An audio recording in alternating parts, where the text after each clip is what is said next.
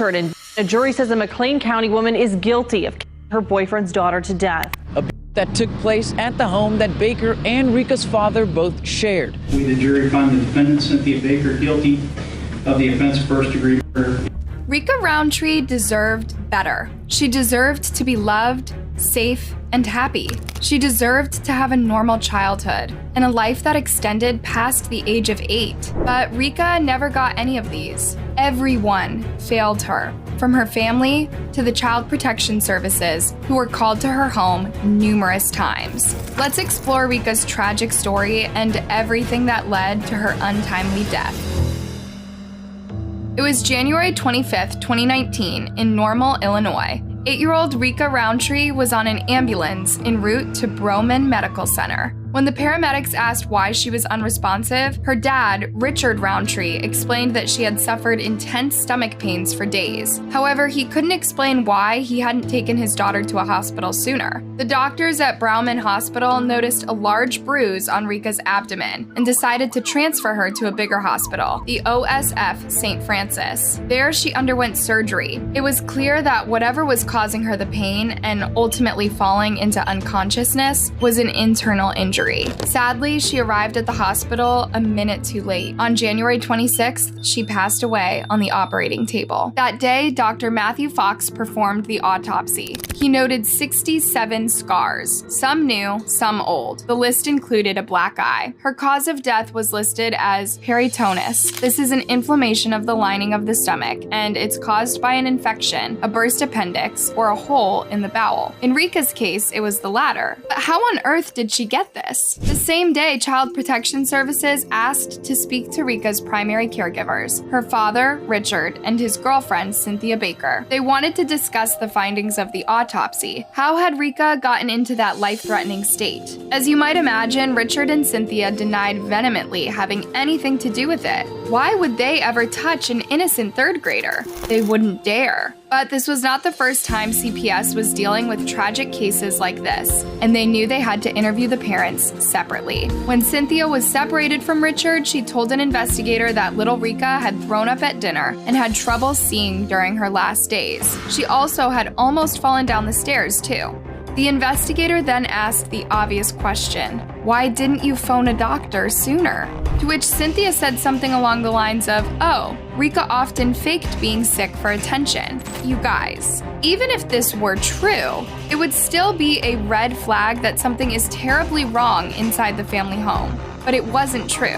Who was Cynthia? And why was she in charge of raising Rika? Right after Rika's death reached law enforcement, DCFS issued a statement. DCFS is deeply saddened by the loss of Rika Roundtree. During her time with her father, DCFS conducted multiple investigations into allegations of and found these allegations to be unfounded. There is currently a pending investigation into this death, and we are committed to understanding exactly what happened in this case and being fully transparent with the public. With this statement, DCFS revealed 2 things. 1, it felt responsible for Rika's death. The message almost sounded like they were covering for themselves, ensuring the public they were cooperative and transparent. 2, Rika's death could have been prevented. There had been numerous calls to DCFS, and yet the allegations were, one by one, dismissed. Rika Roundtree was born on April 16, 2010, to Richard Roundtree and Antoinetta Ann Beasley, now Simmons. From a really young age, Rika was energetic and independent. She had a younger brother and 3 older ones.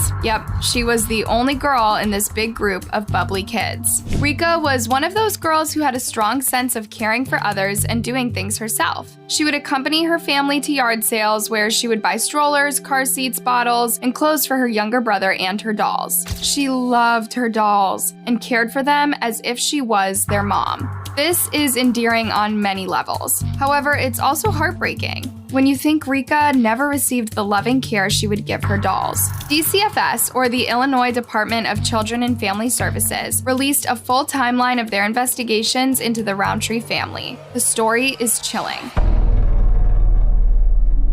On June 19, 2014, DCFS responded to the family home for the first time, but it wasn't concerning Rika. One of her older siblings had gotten into a physical altercation with his mom, Anna. As a result of this, he was sent to a psychiatric facility for assessment and treatment. Nevertheless, the brother had a few things to say about his family. Reportedly, Anna was often violent to him. During the last incident, she took him by the neck and threw him into a screen door. Anna said this was not why DCFS got involved. Instead, they did after seeing the brother outside the house, holding a can in each hand as a punishment. This is something that Richard would have his kids do whenever they misbehaved. He would make them hold cans for hours with their arms stretched until they were too weak to hold the cans any longer. On September 20th, 2014, DCFS visited the home again after the parents were seen fighting in front of the kids. But both of these cases were declared unfounded and closed. The following year, on October 21st, DCFS once again started an investigation after the parents started putting their hands on each other in front of their 5 children.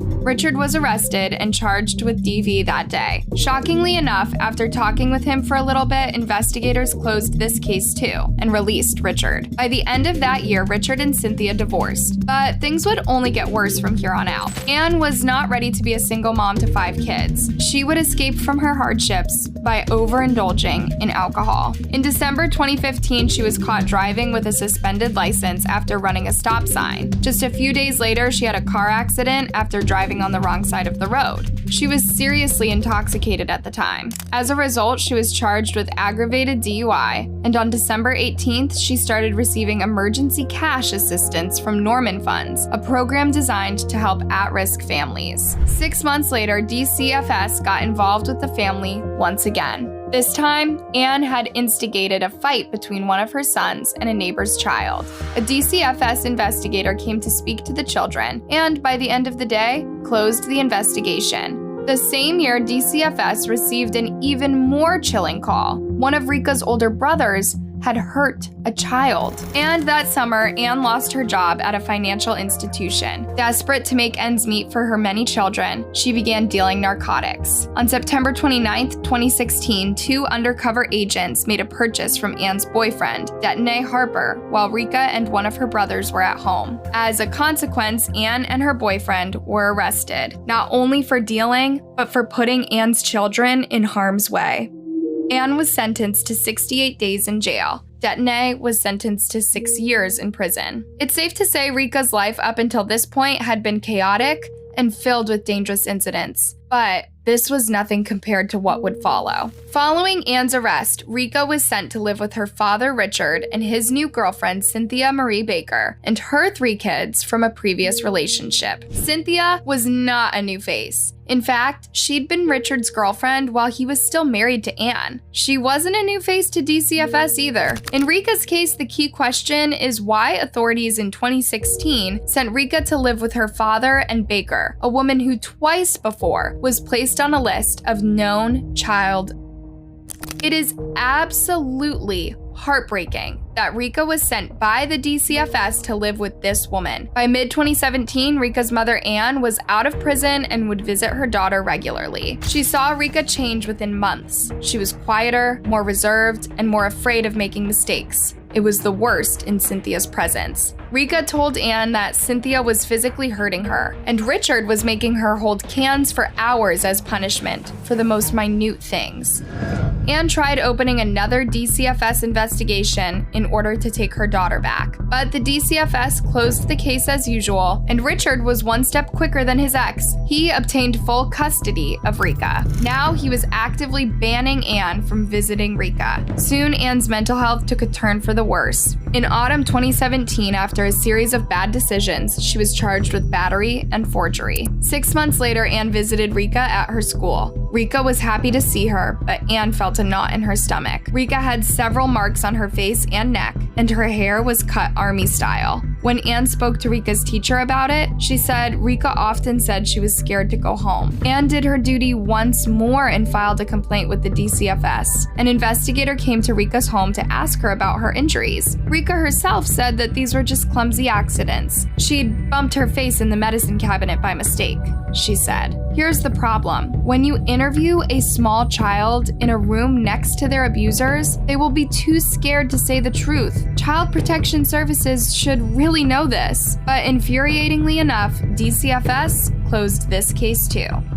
In October 2018, 4 months after this investigation was closed, Richard outright told Anne he wanted Rika out of his life. He was telling me I need to find a knight in shining armor to save Rika because he didn't want nothing to do with her. He don't want to pay child support. He didn't want visits. He didn't want to be her father. He just wanted her to be adopted out so they didn't have any obligation to her. Then why get custody of her? Just to exert more control over his ex-wife? From there on out, things worsened really fast. In December of 2018, Rika arrived at school without a coat on a freezing day. The staff at school gave Rika a coat. When Cynthia saw this, she was angry. She accused the school of favoring Rika over Cynthia's own daughter, who was also attending that school, but who, by the way, had a coat. Following this incident, Rika missed 2 school days. When she returned, she had 2 black eyes. That's when the school sent DCFS to her house. When a DCFS investigator turned up, Cynthia was outraged they were visiting again. She said Rika just gave herself those marks by falling on some toys. The investigator then directed Cynthia to take Rika for x-rays, but Cynthia refused. However, the investigation did not proceed. Once again, the claims were determined to be unfounded and the case was closed. Even worse, Cynthia pulled Rika from the school and enrolled her at another one, but Rika would only get to attend school for a few more days. By the end of January, she would pass away.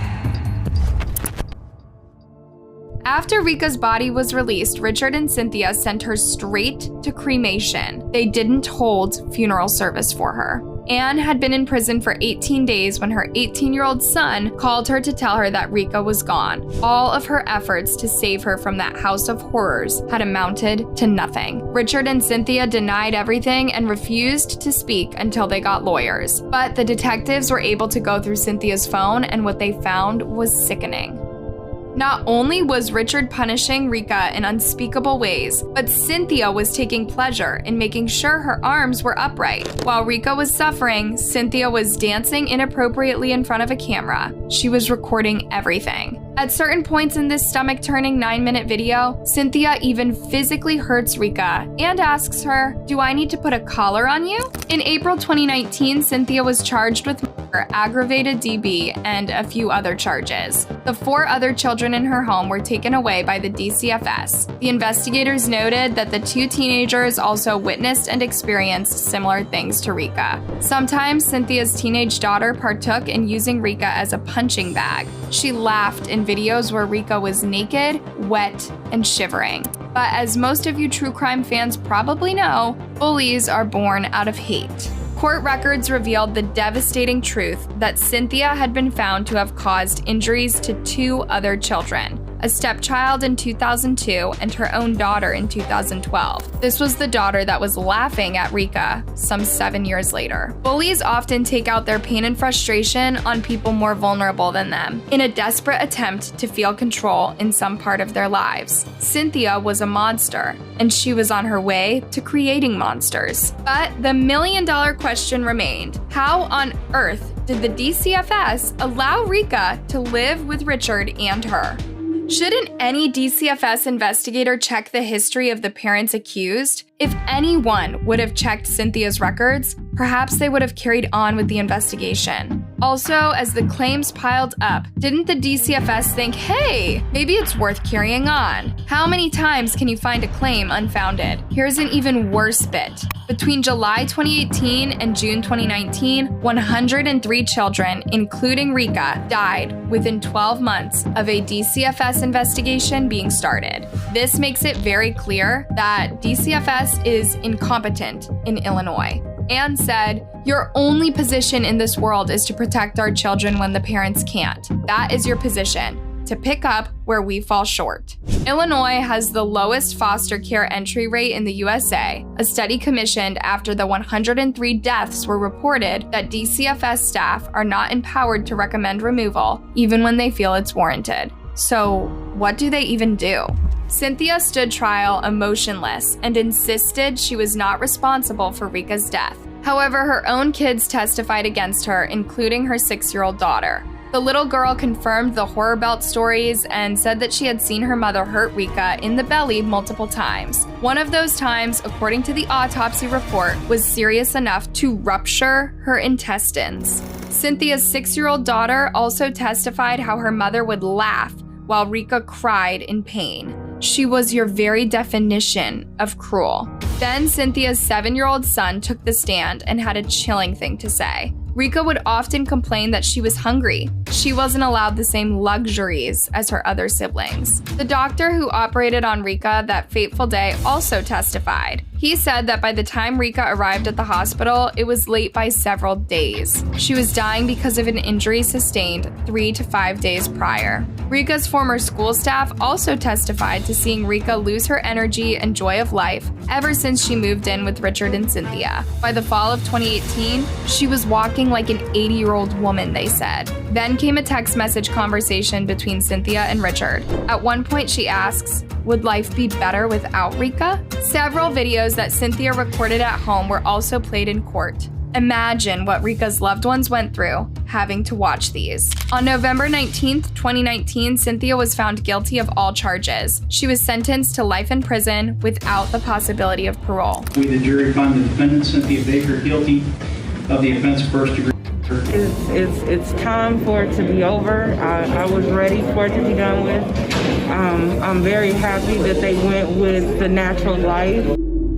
In February 2020, Richard pled guilty to charges of child endangerment. He was sentenced to 8 years in prison, and at the time of the sentencing, Anne addressed Richard. She said she forgave him, but whatever the sentence is, it will never be enough. Rika was 8 years old, and you are her dad. You are supposed to be protecting her from the pain you brought to her. I feel like you deserve to die in prison. Richard then read his pre-written statement to his ex-wife. "I should have protected her better, and I'm sorry." In January 2020, dozens of people gathered to honor little Rika. It was the funeral she had never gotten before. She was a free spirit, she was smart. She didn't take no for an answer.